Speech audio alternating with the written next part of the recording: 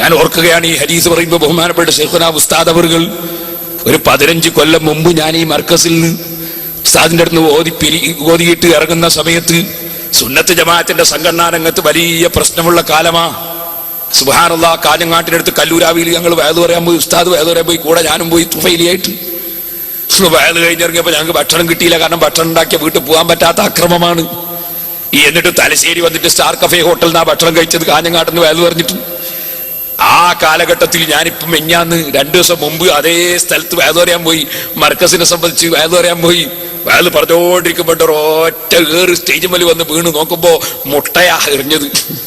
മുട്ട എറിഞ്ഞിട്ട് സ്റ്റേജ് മേൽ കൊണ്ടിട്ട് അത് തീർച്ചിങ്ങനെ അങ്ങ് പോയി. നമ്മളെ ശരീരത്തൊന്നും പെട്ടില്ല. ഞാൻ പറഞ്ഞു, അതും കൂടി മർക്കസിന് സംഭാവന എന്നാ എത്ര കൂലിട്ടതിന് പഠിച്ചോണ്ട് എടുക്കുന്നു. ആ ഒരു മുട്ട വേണേ നമുക്ക് ലേലം ചെയ്ത് വിൽക്കുകയും ചെയ്യായിരുന്നു. ഇപ്പൊ ഞാൻ പറഞ്ഞു വന്നത്, അങ്ങനത്തെ ഒരു കാലമുണ്ടായിരുന്നു. അന്ന് ഉസ്താദ് ഒരിക്കൽ എന്നോട് പറഞ്ഞു, നീ ബസ്സിന്റെ ഏറ്റവും ബാക്കിലെ സീറ്റിലിരുന്ന് യാത്ര ചെയ്യണം.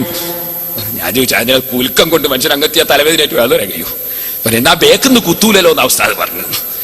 ബേക്കിലെ സീറ്റിൽ ഇരുന്നിട്ട് പോയാലും ബേക്കിന്ന് ഒരാൾക്ക് വന്ന് കത്തിയോട്ട് കുത്താൻ കഴിയൂലല്ലോ. ശേഖരൻ നെല്ലിക്കുത്ത് ഉസ്താദിനൊക്കെ കുത്തിയ കാലാണ്.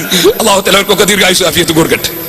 അപ്പൊ ഞാൻ പറഞ്ഞത്, അള്ളാഹുവിന്റെ റസൂല് അന്ന് ശിഷ്യന്മാർ ശത്രുക്കളുള്ള സമയത്ത് പോകുമ്പോൾ ശിഷ്യന്മാർക്ക് വേണ്ട കരുത്ത് വേണം എന്ന് ഉപദേശിക്കാറുണ്ടായിരുന്നു.